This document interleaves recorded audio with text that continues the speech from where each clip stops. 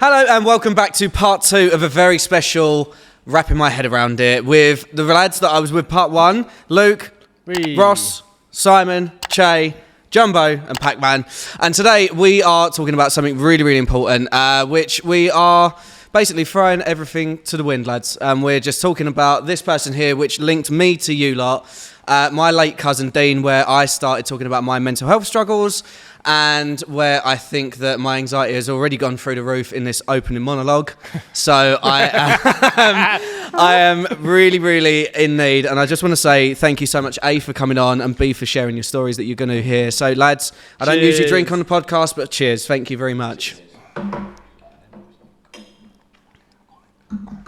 So, for a quick synopsis, Dean passed away in 2016, and he was a huge part of the rugby club. And we're going to go into a few stories that we're talking about with Dean, from him in his coaching roles to being having Simon as his best man at his wedding to having some really close network. And this is a really emotional episode, so I'm probably going to cry most of the way through it, if I'm honest, because lads, I'm always crying when I'm here, and I think that this is going to be a really, really interesting episode to talk about, because grief and loss can come in so many different forms.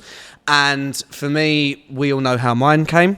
But I would love to hear your stories of Dean, the good, the bad, some of them, and the ugly, as well as, you know, I think I actually want to open it up and say that horrible day back in November in 2016. When we found out that Dean collapsed at the rugby pitch, and then got taken off to hospital, and then sadly passed away afterwards. The voice is going already. But I want to ask you individually what you were doing that day, and B, where you were at, and if any of you were there, because there's certain stories around this that I don't actually know, that I'm hearing for the first time. So, Pac-Man, let's start with you, man. Yeah, unfortunately, I was there. I was on the bench on that game. It's all a bit of a blur, really. All happened really quickly. I was on the bench. I believe, if I remember correctly, we may have just scored a try, and so on the bench, I'm following the ball, celebrating a try, and then hear, someone's down. I was on the other side. We didn't really know who it was at the time. And then, from there, happened really quickly. Found out it was Dean. Game got stopped. We went in, had showers, and then ambulance came, and it was sort of we just didn't know what was happening. Do you know what I mean? We didn't know how to react to it, because in rugby people go down all the time, and I've been in many games where ambulances have been called, people have been carted off and stuff. So you don't think too much about it, and you try not to think too much about it. And I couldn't really tell you what the mood was like after the game. Obviously not great. And the next day came down the club, and me and Alfie Clark was he was getting his tyre changed when we found out, and it still doesn't hit straight away. Yeah, you get home, and then that's it. Until you start clubbing, you think, just can't. Because this year will be 7 years, and that for me feels like a fucking flash. Like it's gone really, really quickly. And you know, Jumbo, we'll go across the line with this one. Where is it that you were kind of at, and how did you kind of find out? Yeah, I was there as well. I wasn't playing in the game. I was actually injured that week in training. So I was on the sideline watching, and then. Yeah, like Pac-Man said at the time, typically normal day, very normal game. Harlow playing in the first team pitch at the old Rams Sports Club, and watching. Harlow had just scored. I actually had my phone out to record. I think Che taking. You said earlier to conversion, like Che taking the kick, and I think I just still had it in my hand, but weren't recording no more. And Che taking the kick. Dean's come over. He said to the physio at the time, "I don't feel great."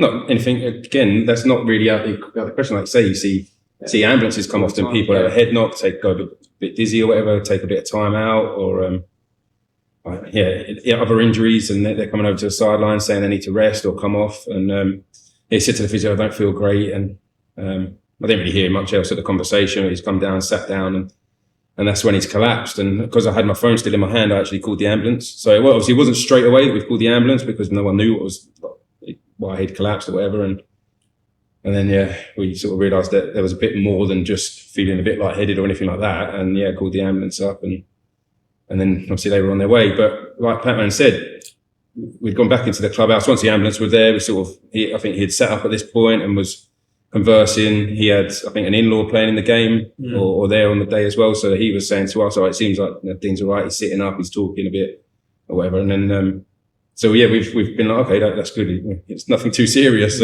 And didn't really think it would end up going the way it was. So the night probably was quite normal for everyone else. We're getting messages from the hospital, obviously saying it looks like it's going to be okay. We didn't really know still really what it was. They were doing some tests, waiting on tests. And then I think it weren't till the morning that we woke up and I think it taken a bit of a turn and then the messages started coming through. And that next day, once we all found out, absolutely heartbreaking.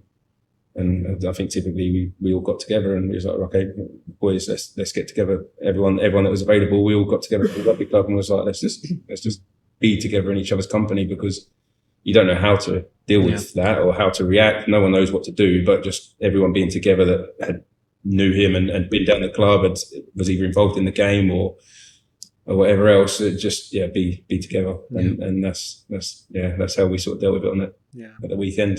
Jay, what about you, mate? I mean, I was playing in the game, and as Patman said, we scored a try, and it was at the old club, and we was like a little bank, like a little verge, all the spectators watching. It was kind of down that side, and we thought he just went down with an injury. It was just a generic kind of taking a whack or something. And as Jumbo said, I was taking the conversion, and he was on the floor, kind of next to me. So took that, and then we didn't carry on. We moved to the far pitch. So we was on the first team pitch. We moved to the second pitch, as you like. And if I remember rightly, I think we finished the game, and I think he was still there. I think the ambulance turned up, and he was still there. So us boys, we went into the changing room. Obviously, it was then we kind of thought, well, he's not just hurt himself; it's something a bit more severe. And then we had food just as normal. Kind of, he went to the hospital, and we was getting updates. He was giving us updates on the group chat, and they were all good updates. He's doing well. He's kind of nothing to really worry about. And then the next morning, it was completely different. Yeah. It had all just obviously fucking gone tits up. So. Yeah. But that's kind of my side, if you like. On that Saturday when it happened, obviously within our team and the opposition, I think it was Malden, to their credit as well. A couple of their lads, I think they were trained in first aid, firefighters and policemen. I think within the two teams that sort of gave the first aid before the ambulance come. So it always seemed like he was in good hands. And like I say, when the ambulance come and he was sort of alert or whatever, and it never thought that it would end up going the way that it did. So at the start of, if you get like a bad injury, if someone was to break a leg or something where they can't move, you then move pitch. So then obviously the ambulance will come in. If they don't want to move in, they don't want to make the injury worse. So then that's what we initially thought. Yeah. So that's why we moved pitch. We obviously didn't think it was as bad as it was. But like I say, it was only until when we finished the game, we walked back towards the club. Yeah. And I don't know if he was still there or I think he had just got into the ambulance. It was in the car park or something like that. But yeah. So what about you, mate? Because obviously you were very close with Dean. Yeah, obviously very close. So we was, I think I was just at home with my wife Simone, and I got a phone call. Can't remember who phoned me. Someone phoned me and said Dean had something happen to him at rugby. So I just thought straight away, like, hit his head or his broken arm or whatever, and blah, blah, blah.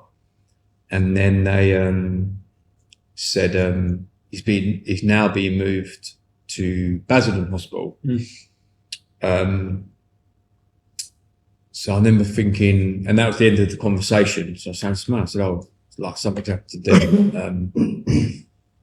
To read, he'd have to go to Basildon Hospital, and wife working in NHS and that stuff, she said, "Oh, that's a well-known like heart hospital." Yeah. And again, didn't think too much about it because I think that was around about 6 o'clock, and then I messaged his wife at the time, just to say like, if you had any updates or whatnot. And then I think she rang me about 8 o'clock in the evening and said, he's at Basildon Hospital. They're running tests, but they think there's something wrong with his heart. And she said, "I'll let you know, like, keep you updated and stuff." I said, "All right, okay." And then we're just talking to my wife, just thinking, like, a bit strange, like, he's playing rugby and now he's at a hospital talking about his heart. And I couldn't work the two out. Yeah. I was just thinking, oh, he's gone in head first like he normally did or whatever, and he got knocked out and that's why he had to go to hospital. From my first initial to now he's been at a heart hospital, and I just couldn't work it out at all. And then it's all a bit fuzzy. I don't know if it was that evening or it might have been the morning. I think that evening I spoke to Dean's dad, just like looking for like an update and stuff. And I remember trying to ring around the guys that were playing rugby with him that day and they obviously said the things that they just said. And then I can't remember if it was that evening or the morning. I think it might have been the morning. I woke up early and and that was sort of it. Do you know what I mean? Like, Gave the shit nose. yeah, because I think it was in the morning that I found out. So I think it happened that morning or early hours of the morning because myself, I think you came as well. Two brothers? No, you was in Australia. You was in Australia, yeah, of course. So we went to Luke's brothers, Mark. We went there. Our good friend Elliot Banks went as well. Because we just found out. Yeah. We just sort of met up and spoke about it and that. Yeah. So. And again, it's what we said in part one: is the family piece, the cohesion, just coming together. Yeah. Ross, what about you, mate? I wasn't playing that weekend. I think I remember I was working. I remember sitting. I was at Harlow Hospital at the time when I think we had like a WhatsApp group for like a team, and I remember like the first message coming in saying like Dean's gone down, and again like you read it, and as these lads have said, we're used to people going down all the time. Didn't think much of it at all, and I think I remember as like time went on, a couple of hours went on, and people like, oh, what's happened with Dean? Expecting like, oh yeah, he's broke his leg or something like that, and then someone said, oh no, it's something to do with his heart, and I remember at that point just thinking like, shit, that ain't good, because we're used to people getting injured at rugby but not falling ill at rugby. And then I remember when someone said that he's been taken to Basildon Hospital, and I think I spoke to someone at Harlow Hospital and said like, why would someone go there? And they said, oh well, they're like the heart specialists, I think, or something like that. I just remember thinking like that it's got to be quite serious then if they're transferring him from one hospital to the other. So I think I actually then went home from work and sort of was like, no, can't deal with this right now. It's just, I still remember that morning of seeing those messages in the morning and it almost not like seeming real. Yeah. Because like we were so young, weren't we? What, 25-ish? Yeah. Yeah, and it's like one of the first bits of like proper grief, or the first loss of like a friend I'd had. Like obviously people lose like family members, stuff like that, but to actually lose a friend, especially at that age, it was like the first time experience, something like that. So yeah, that was pretty shit. Yeah. And Luke, what about you, mate? Obviously, you were saying there that you were in very, Australia, but you and Dean were fucking close as well. Very different story for me. I was living in Australia at the time. I'd moved to Australia.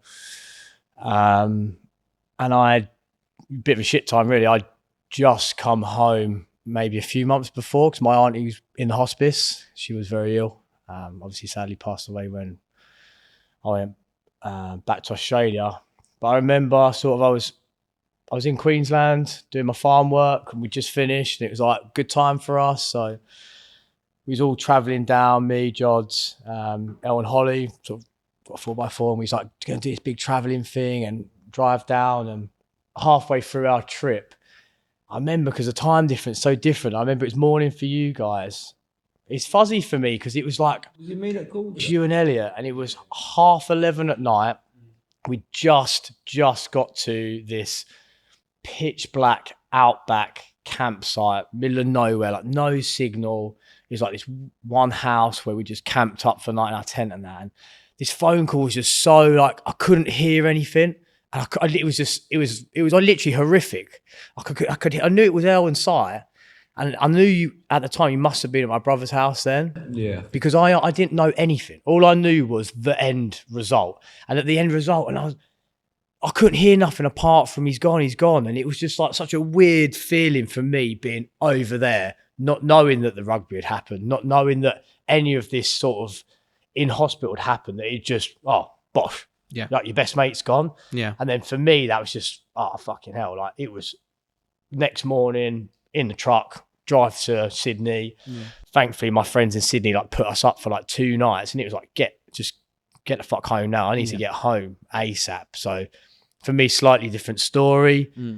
Yeah, I remember that night just for me being like, just so, it's because I couldn't hear you and El. Yeah. And it was just, the signal was so bad. And when you can only hear certain words that are going on, you're going, I don't know what's going on here. And I was trying to ring you back and that. And it was like, I didn't know, but I knew. Yeah. Do you know what I mean? I felt like I knew because they was telling me, but because I wasn't there and I couldn't talk to anyone properly, it wasn't, I don't know whether it really sunk in, but yeah, it was a horrific time really, man. It was like, for me, it was pretty bad. Like, and I remember, and I don't know if I've told you guys my story of when I found out of Dean, so I'll sum it up pretty quickly. It's a similar-ish story to Luke.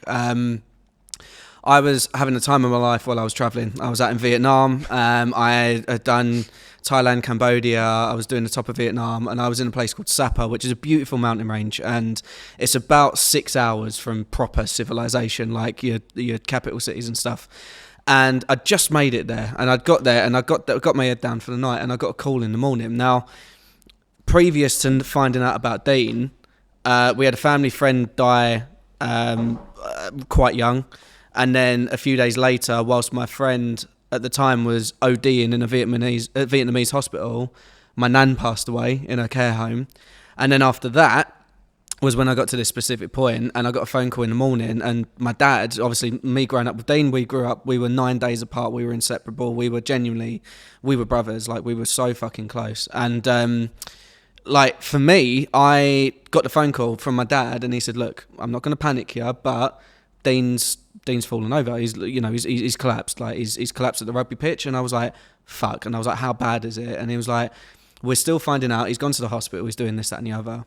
So I didn't even fucking hesitate. I said to the people that I was traveling with, I said, look, I'm packing my bag and I need to go. I got onto Emirates, and they were fucking fantastic, to be fair. I was meant to be flying back from Bangkok, and they changed it to Hanoi.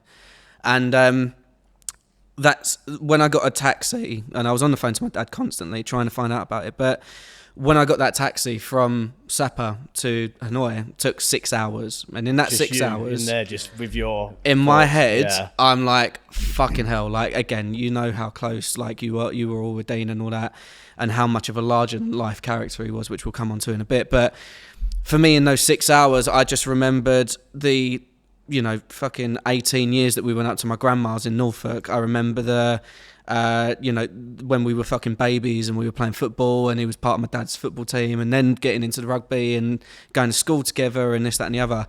And that's all mashing around my head, just, for those 6 hours. And then I get to the airport, finally get some Wi-Fi, and my mum texted me and said, FaceTime me, don't speak to Uncle Steve or his wife. I was like, yeah, okay, fine. So I FaceTime my mum, and she's crying, and I'm like, okay. Shit, what's going on? And then as soon as I said to her, like, what's going on, what's happening, because my head's going 1,000 fucking miles an hour, she goes, he didn't make it. And I said, what? And she just looked me dead in the eye and went, don't make me repeat it, Daniel.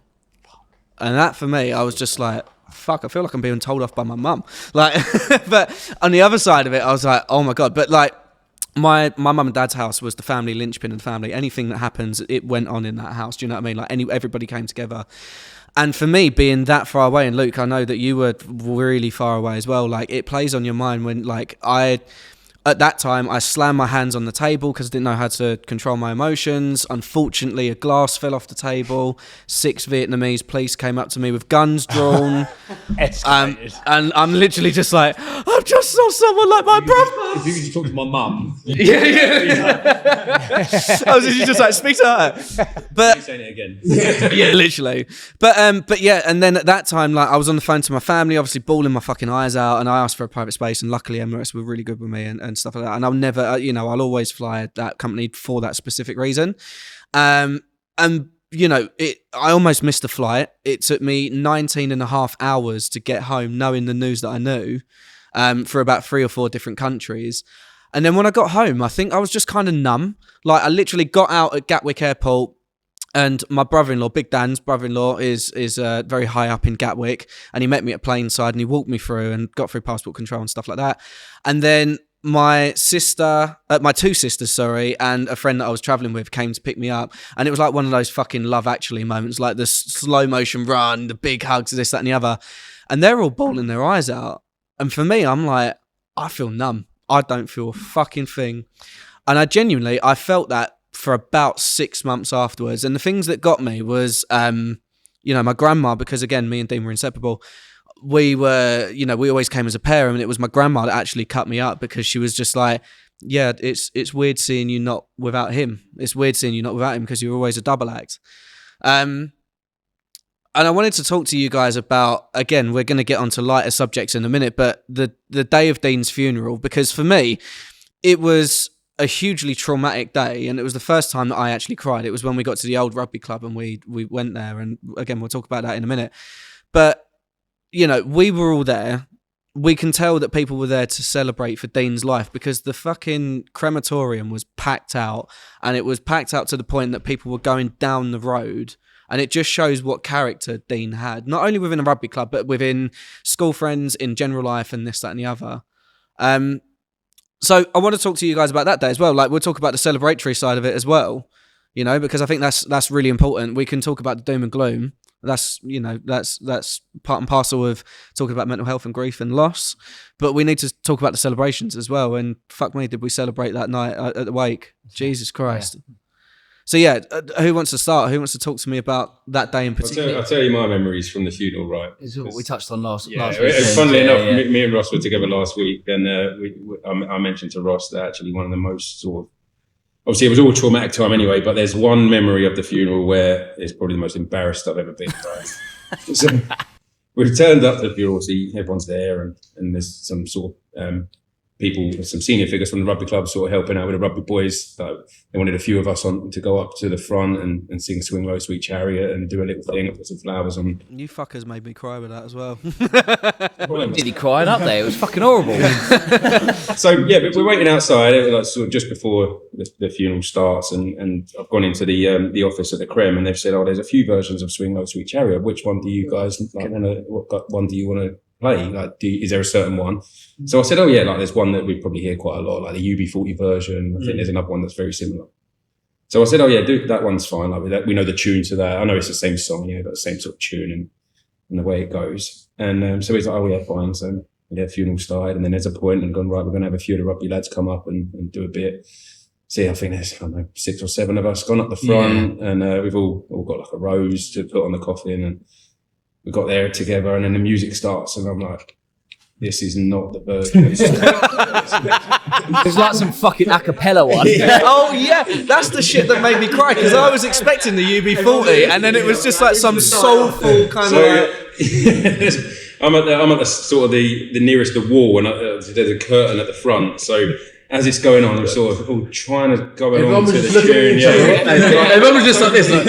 And then, but obviously, you want to do like a good job. It's a respectful thing, and we've been asked to do it. You've got the family all in the front row in tears, like.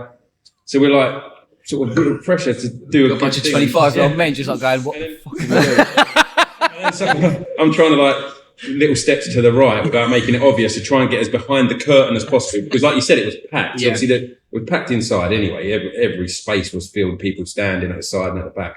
But then all the way out the doors at the back, they had speakers playing all out the front.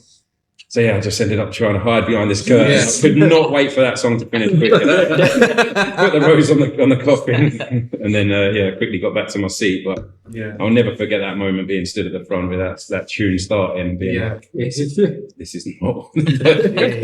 So that was Yeah, because I remember actually like that happening, because I think Che, that was the first time that me and you met, was when I saw you at the front there. Yeah.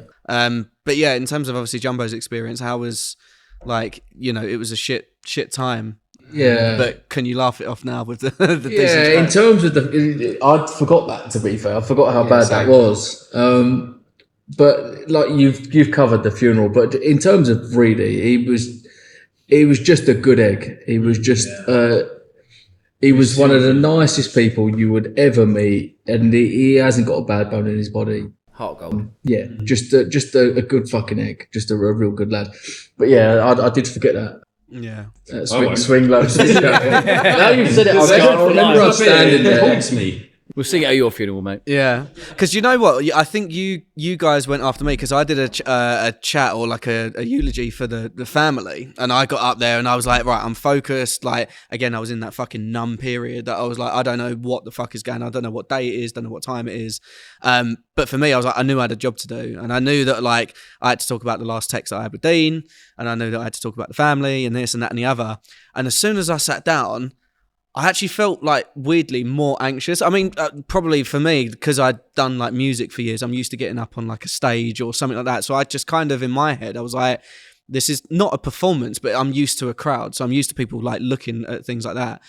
But that was fucking next level. And then like when I sat down and I saw you guys do that, I was just like, and I think actually I looked over at you and Luke at one point, and I just went there and I was like, no, this is the point that I go. This is it. This is this is a break. Was it my singing, maybe? You know what? It was your beautiful falsetto, bro. Sure it was. But yeah, like Si, obviously, like you were Dean's best man at his wedding. Like you were one of his best friends, and I'll never forget, because Dean's wedding day genuinely is one of the happiest days of my life. I've never seen Dean so happy. I never saw the family so happy. I've never seen his friends so happy. And for me, like as I said, whenever I see you, I see that day, which for me is amazing. Yeah. But yeah, talk to us about your experience of that day, because obviously it's shit for everyone. But To be honest, until the actual funeral, until the actual day, as far as I was concerned, it's like a weird feeling I made. Dean went dead. Yeah, that was the same. Yeah. I don't know if it's because of how sudden or what it was, but to me, I would talk to people. Obviously, we was upset, and we'd have conversations, and we speak about it, and we'd do stories and whatever. And I remember people talk to me about, oh, it'll be all right, blah blah.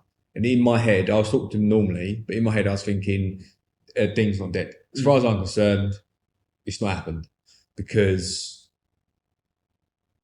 I don't think I was mentally prepared to say he's gone. Yeah. Do you know what I mean? Obviously, death's horrible, but like to me, any death that I had before that in my life was someone's ill. Yeah. Stuff's happened. Someone elderly, something like that. Yeah, and you're sort of prepared for it, and then for that to be it. And we used to live right by the Creme at the flat. So we walked over. And I just been walking up, and then when I walked up, we're all in our suits and our rugby club ties and that, and it was just seeing my mates from rugby club, to be honest, like, and other people and that. And I think one of the first moments that got me was seeing you, because obviously I'd not seen you. Yeah, for a few years, wasn't it? A few years before that day, and I remember in my head thinking, like, obviously I'm at a funeral, I know I'm at a funeral. My head went, well, what's Luke doing? He lives in Australia. Yeah. And then it sort of hit me, like, oh shit, Yeah. This is real. Yeah. this is happening. And obviously before that, we'd met up, me, Kieran, who's also one of his best men at his wedding, and Mel and that. about speaking about Dean at the funeral. We'd done all that stuff, but even then, none of that sort of clicked in. And we spoke to about, and they asked us, would we want to carry the coffin in that? And yeah, and That was the fucking toughest bit for me. yeah, I think there's that particular song that we won't name. That particular song that we won't name at the beginning. I still can't listen to it now. yeah, And it's because of that memory. I remember me and Kieran at the front because we were the shortest. But yeah, I remember me and Kieran at the front walking in, being the pallbearers, and that shit still haunts me now. So Absolutely. I remember walking up, and to me, I was just treating it like every other day. And then Simone went in, and then we was waiting for the, and then the hearse turned up. And then I was like, oh shit, I fucking said that I would carry the coffin in, which I was honoured to be asked to do in that. And then I remember getting this anxiety thinking, I've had no training. Mhm. Do you know what I mean? Like no one, like, I thought there would be like a day before we'd meet up and go, this is how you carry Yeah, a how coffin. heavy is it going to be right know what I mean? now? Yeah, Oh, shit. You know what I mean? I'm about to drop this, man. Fuck. having him like there and thinking, don't fucking drop it. Yeah. You know what I mean? No, but I then was the same, we yeah. walked like 2 or 3 spaces and I thought, doesn't feel very heavy. Mm. Then I realised there was just like taller people around me. Yeah, you weren't taking any of the weight. Yeah, I think you was the other side of me, and then Elle was there. Yeah. Elle had the brunt. Yeah, but surely the smaller people would have had the weight. It would have No, been it was like leant there. forward on you and Kieran. that's what I think. So you probably had all the weight. Well, that's the thing, me and Because I Kieran- remember walking thinking, don't drop him. And then as I was walking thinking, I got it. actually, I don't think I'm really doing anything. And I was like, oh shit, people are going to know that I'm not carrying him. So I was like, pretend you're carrying him. Well, the thing was, me and Kier were at the front, and Kier, bless him, he grabbed my hand, and we basically held hand in hand as we walked down. And I was sort of stood there, and I was like, yeah, fine, like that's it, like, you know, big bond and all that shit. And I was like, okay, cool. And then I was like, fuck, my shoulder hurts, man. Dude, what the fuck, bro? Because the actual pallbearer from the funeral place, he was really tall as well. Yeah. Because obviously he got involved as well in that.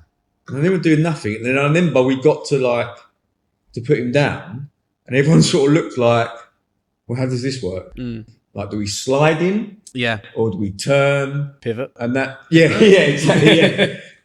And then I remember doing that. I remember sitting back down.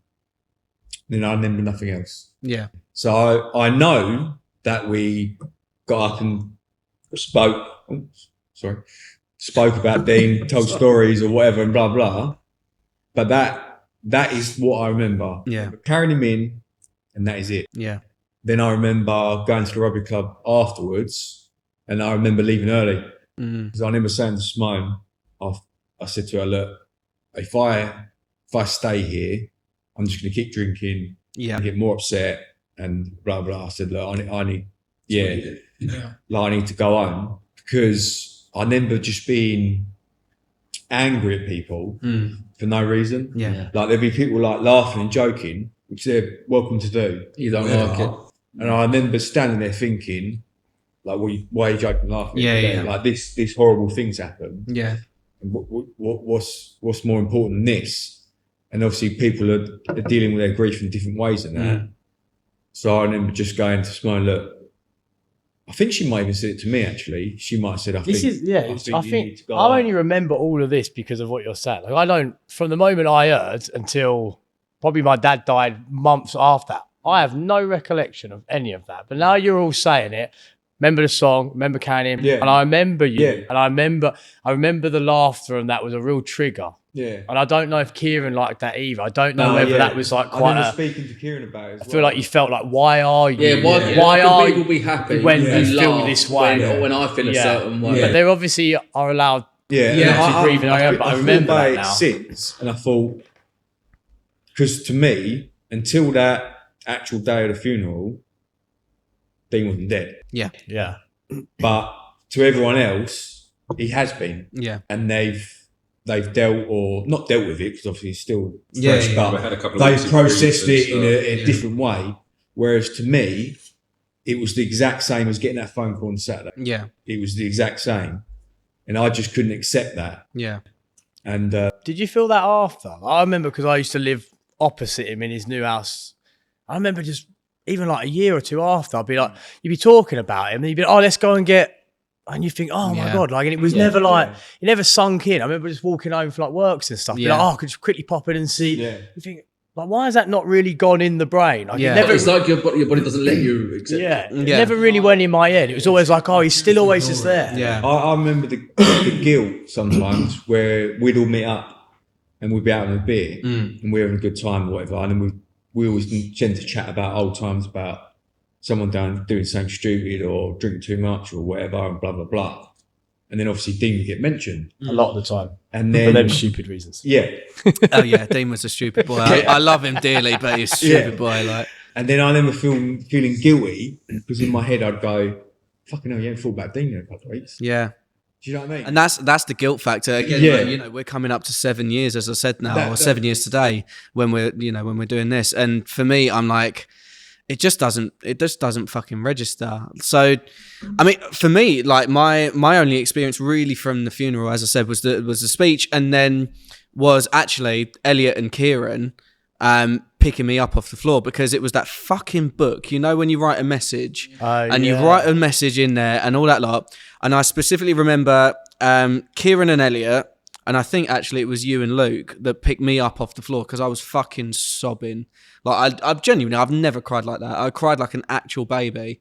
And I had to be taken outside. I think actually after that, I didn't last too long. I went home That's the afterwards. guy that you was going to grow old with. Do you know what I mean? That's the thing. That's the guy that you was going to be 80 years old with. Yeah. So for you, I know mums and dads and stuff, but obviously they would have passed away. Yeah. But for you, that's that guy who you would have been with for the rest of your life, experience your whole Exactly. life, your kids, everything. And that's the together. thing, like the kids part was the thing for me, because like when we grew up, it was like my grandma used to own a caravan down in fucking Bournemouth or something like that, and that was our summer holiday. Me and Dean would go down there, or we'd go up to her house in Norfolk, and our kids, like future kids at the time, wouldn't be able to experience Uncle Dean doing that. Do you know what I mean? Like, because that for me, that was the kicker for me, because again, that was way future planning at that point. But yeah, like for me, I can't then turn around and say, oh yeah, Uncle Dean and his wife, we're going on holiday, we're going to do this, like, you know, we did when we were younger, blah, blah, blah. And that's the shit that fucked me, because I was like, yeah, my entire childhood has kind of just been taken from my adult years now. Do you know what I mean? Your like, future's my gone. future's Your been kind of future's taken with gone. that. Yeah. And again, there's many other people, like, you know, like Dean's wife, like his dad, his uncle, my uncle, and all of that lot that are far, you know, closer to Dean and this, that, and the other. But in my mind at that time, that was the shit that I was like, fucking hell. But the thing is, lads, there's so many good points to Dean. Like you said that there's, you know, like he had a heart of gold, he always lit up the room and this, that, and the other. So let's get into some silly shit, because Dean was a soppy shit a lot of the time. So I'm going to open it up. Who's got a story that they can put on a podcast that won't get me cancelled? I'll guarantee that. It's a good thing Kieran's not here, because he's got some good stories, man. Yeah. Kieran would have some Barry, juicy far ones. away, boy. We've got some good ones, Si. I mean, I just, for me, I always remember, like, he's such a tight ass man. Like, he was so stingy with his dough. Like, that's why he's got a cheap lager. Yeah. but like, you know, pre-drinks would always be like, he'd go and get himself 4 lagers to do pre-drinks, where we'd go and get like a crate for everyone, but he'd have his own 4 lagers, and it was always so funny because it was an ongoing joke with him, wasn't it? Like, the lads were always so like open with just buying everyone drinks and stuff. He would have like 4 lagers, they're mine. Go to the bar at Weatherspoons, like, what's the cheap beer, mate? What you got on discount? Like, it's always been like discount beer. He was that typical bloke where 2-3 weeks ago, Si, I bought you a beer. You give me one back? Yeah, he would. Yeah. And he'd be like, out of the blue, out of He's got a tally chart who owes him what. I was going to buy you a beer anyway. So do you want a beer on top of the beer that I was going to get you? Yeah, No, I didn't mean nothing like that. No, not at all. We 20 minutes later going, yeah, but I did get you that beer, didn't I? Once again, he's hit me. Yeah. It's one of the things that I miss most about Dean is because he was different to all of us in this certain aspect, and it's something that I miss and I'd never appreciated at the time. And you might agree with this. Is he would ring you at random times. Yeah, always. Right. So, Okay. so it'd be like 2:00 in the afternoon, everyone's at work. But obviously, because he was doing his photocopying fixing, which he loved. He loved He that. loved that job. He told everyone about it. He loved that far too much. And he'd ring you, and so I'd like, you're busy at work, you're doing whatever. Like, normally the time I was half out with lad, I'd be like, "You right, Dean? Everything right, mate?" "Yeah, good, mate. Yeah." I'll be right. So sang up like plans or whatever. Like, I missed saying, "No, just seeing how you was." "Yeah, I'm good, mate. Yeah, like I'm at work, like blah blah." Hanging off a ladder. Thingy. I'm hanging off a ladder, dude. Health and safety hazard. Like. So I'll talk to you later. And that would be the end of the conversation, we'd speak, and then 2 days later you come up, Reedy again. You go, "All right, Dean, you all right?" "Yeah, good, mate. Yeah, I've just walked past Oxford Street. So, yeah, what you been up to? How you doing?" Blah, blah. Like this. And I remember just thinking, fuck off, Dean. I've got shit to do. Leave me alone. Yeah. We work, like, thinking that. And then I remember speaking to, like, El, Luke, Keir and that. And I'm like, "Does Dean ring you?" And he's like, "Yeah." So like, he must get off the phone to one of them and then ring the next person and go, "How you doing?" Yeah, it'll start the conversation. "How are you?" Yeah. But then have nothing to say and Nothing to expect say, you yeah. to have a 10-minute Exactly, conversation with him. I've got nothing to say, bruv. And I Come knew on. as well, if you triggered something, he wouldn't shut up. Yeah. That would then be like thingy. You don't want to be rude and go. Never "I'm mention at work." printers or Kia Yeah. car, because other than that, Kia car. mate, his car, that little car he had on that company, yeah. the little Kia car, he remember loved that, yeah. it, man. It was like eco-friendly, it was cheap as shit. Why have you got that car when you could have this? Because it's a The Kia ultimate and it's salesman. tiny. It looks crap. Kia should have commissioned He, him, he man. should have. It was so funny, man. One of my favourite stories was we obviously used to go out every Thursday, Friday, Saturday, Sunday, us boys, didn't we? And I can't remember if it was a Saturday or something, and we was in Weatherspoons, and I hadn't seen Dean in hours, man, like hours. He was gone. Didn't know where he'd gone. And searching for him, ringing him, searching him. We're everywhere, outside, inside. Like, where is this geezer? He's found literally fast asleep in the cubicle in the toilet in Weatherspoons. Yeah, just slapped, door closed. I'm just gonna have a little sleep up here because he was too pissed. So when he said, he thought, "I'm just gonna go upstairs and just have a little siesta." Yeah, why not, man? Call him, bad sleeps. Yeah, Sleeps Reed, king of wasn't bad it? sleeps. King of Oh bad my god, sleeps, fucking yeah. Rocky. He used to just. That's it. That's what he used to call him, king of the bad sleeps, because he would sleep anywhere. He'd be like, "I'm tired now." Yeah. Do you know what? The funniest fucking thing with that is that when we went on his stag do, I was like, "Oh yeah, like the boys are gassing him up a little bit." Oh, that. And then I saw it from my own eyes, and my own uncle left him. He fucked off. Uncle Steve was like, "Nah, I'm out. I'm done." He just left him at the table, like. We used to play human buckaroo on him. So he used to fall asleep at a bar, and then we just take it in turns, picking random objects off the side and balancing them on him while he's asleep. I think he got to one point, chairs and went on Oh him. yeah, in Balaraki there was chairs on top of him. And the best thing was, like, we used to just leave him, so we'd just go, and then he'd wake up. Obviously, all this shit falls in him. Then he'd meet back up to us, and he would completely ignore the fact That we've done that, yeah. we've done it He to woke him. up with 2 tables, a chair, and 4 and that ashtrays he fell balanced on his asleep, head. and he would just be carry on as usual. Nothing happened. Blah blah blah. Do you remember my first ever holiday? Like we call it lads' holiday. We actually had to take my first girlfriend with me because she was 18 and she was called the legal guardian. So like she took her. So I went to Tenerife. Was it Tenerife? It was Tenerife.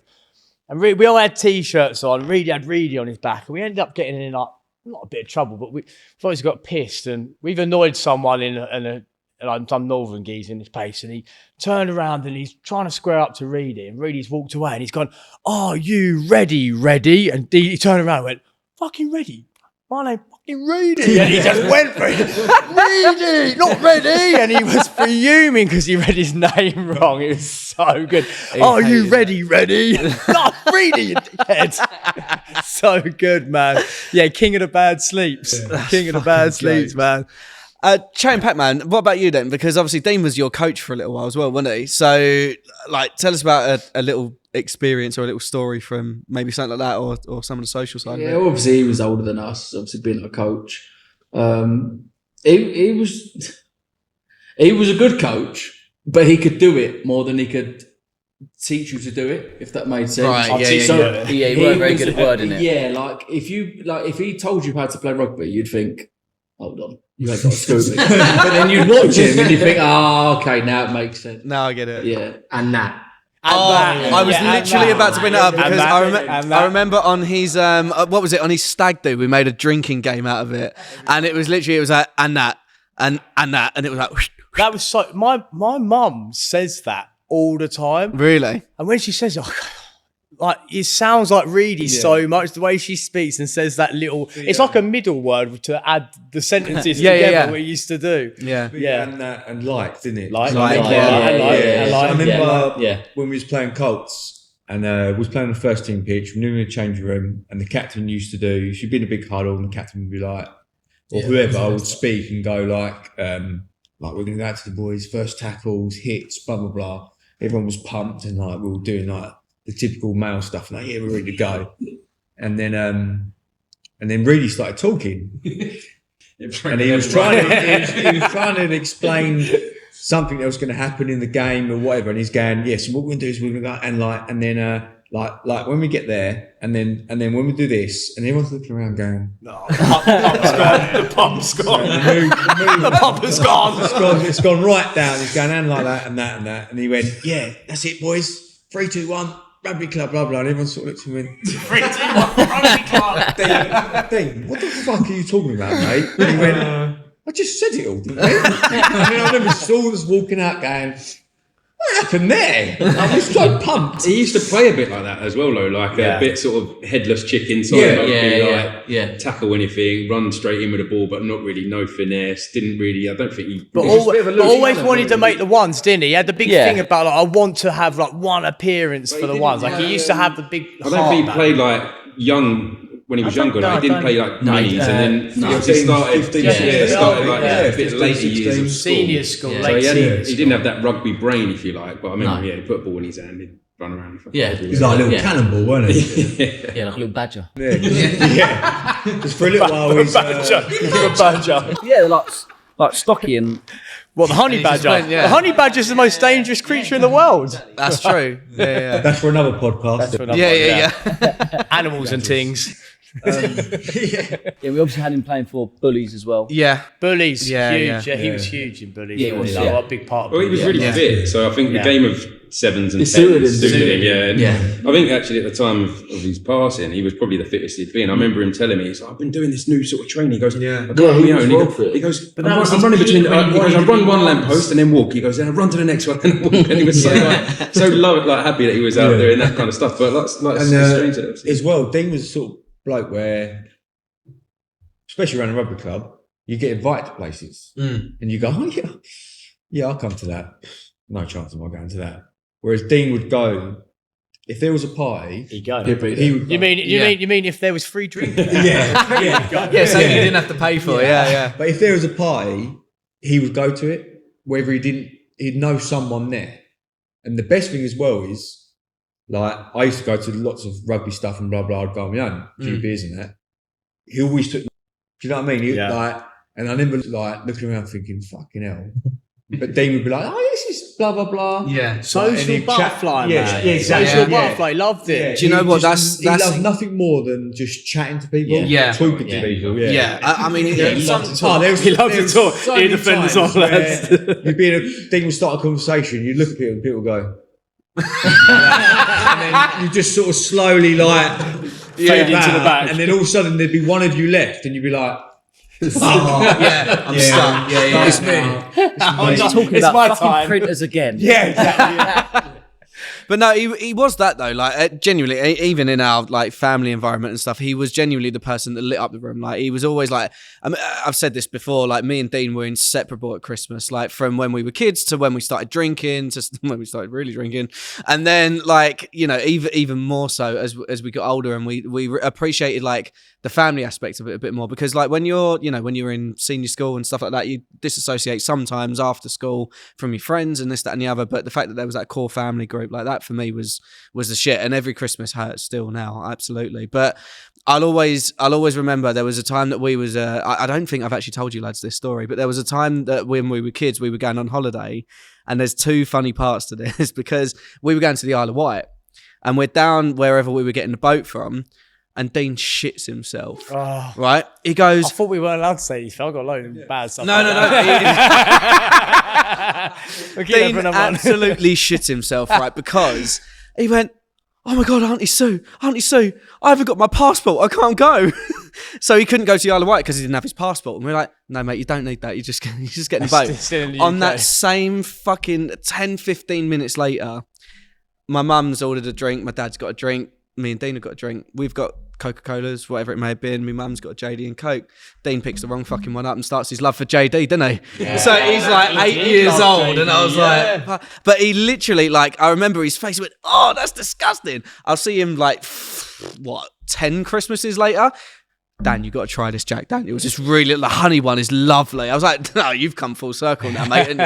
I'm still disappointed he didn't actually shit himself. Yeah, me too. Yeah. I mean, I'm pretty sure he has shit himself a few times. Yeah.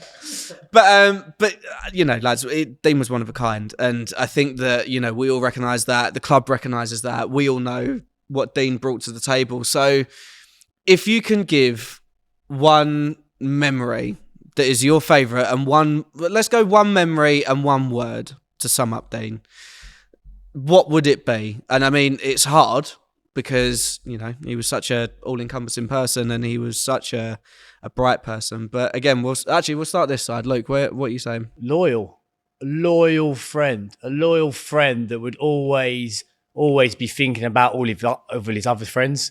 He wasn't the kind of dude who just cared about himself. He's a family man. He had his big family, but he was a loyal friend.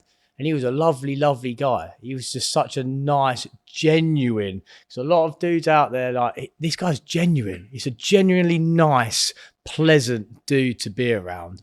And it happened to him too young, man. Like, it's one of them things. And genuine, nice, loyal friend. And I've got too many memories I just cannot say on this, but they're in here, mate, because I've known him for a long time. Yeah. A long time. But yeah, very loyal, very kind, genuine guy. And it was a pleasure. It was a pleasure to be his friend for that long. It was pleasurable to have a mate like that, because he always brought out the best side in people, didn't he? Do you know what I mean?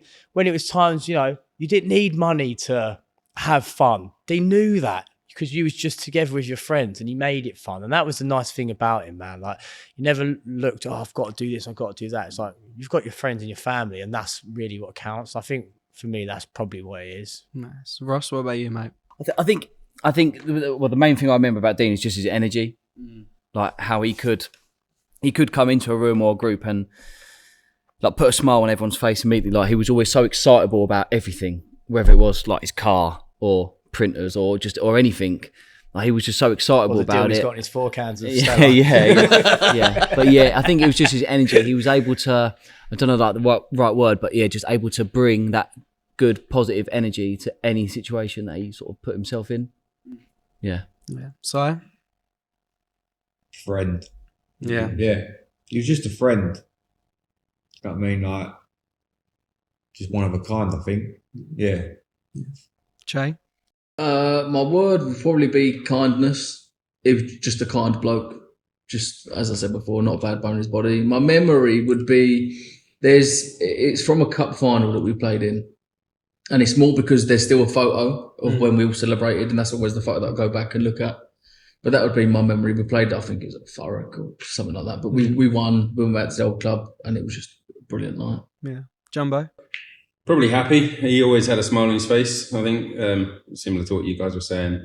But yeah, always happy, always chirpy.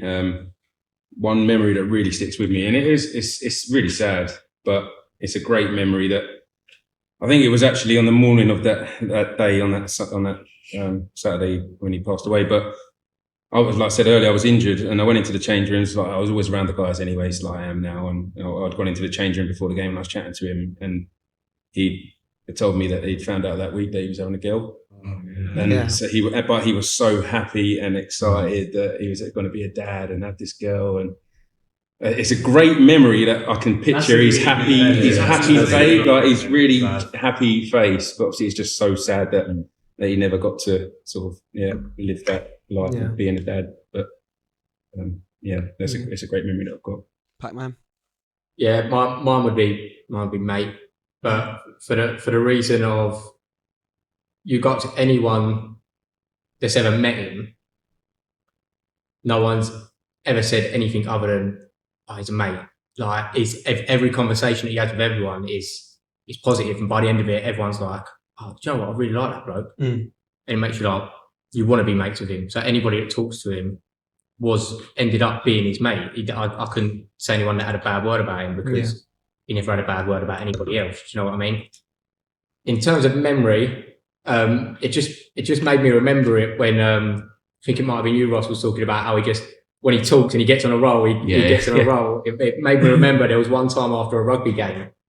I liked having a tattoo, and he'd just had a forearm tattoo. Do you remember when he just had a forearm tattoo? And it was in a change room. It ended up just being me and him. I ended up saying, I really like your tattoo.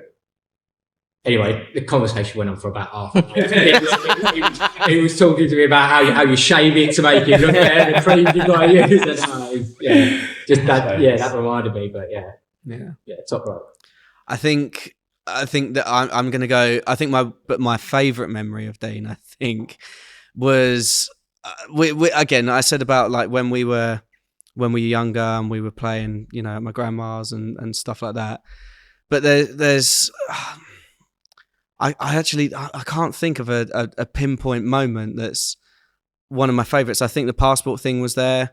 I think it was us growing up when we went swimming. Dean saving me from drowning at one point. He was just a good round guy, man. Like he was fucking unreal. And I think that, my word for Dean is the epitome, like you said, Luke, of loyal, wholesome, family man. Would literally, honestly, and in the context of saying it, would actually give his life for anyone. He would lay his life down for absolutely any one of us, and that's the shit that we'll never get back, and that's the memory that we keep on with him. That's where we keep going. So, yeah, lads, thank you so much. I really appreciate it, and we've got so many more celebrations that we need to do. Yeah, many more pints to have as well. But I would actually genuinely like to thank each one of you, because when I went through my worst time, you lot all picked me up, as well as many others. And I want to thank Harlow Rugby Club as well, because without the family that I've now built here, even as an outsider and been accepted, is something that I'll never ever genuinely forget. And I've never felt so accepted into anything in my life. And I'm getting teary. So cheers. Cheers. Thanks, man. It's been fun. Up the Red Men. Up the Red Men.